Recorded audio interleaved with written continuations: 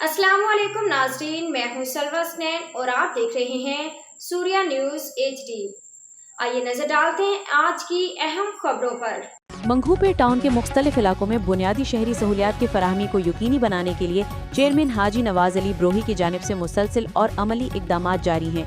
इसी सिलसिले में आज चेयरमैन हाजी नवाज अली ब्रोही ने यूसी 16 बलोच गोड के शाह फैसल मोहल्ला का अहम और तफसीली दौरा किया, जहां इलाका मकीन तवील अरसे से पीने के पानी के शदीद मसले का शिकार थे। चेयरमैन हाजी नवाज अली ब्रोही के फौरी नोटिस लेने के बाद टाउन की मुतल्लिका इंजीनियर्स और टेक्निकल टीम मौके पर पहुंची। चेयरमैन हाजी नवाज अली ब्रोही पूरे वक्त खुद मौके पर मौजूद रहे और उन्होंने गलियों, लाइनों और मरकजी कनेक्शन पॉइंट्स का तफसीली मुआयना करते हुए तमाम सूरत हाल का बारीक बीनी से जायजा लिया।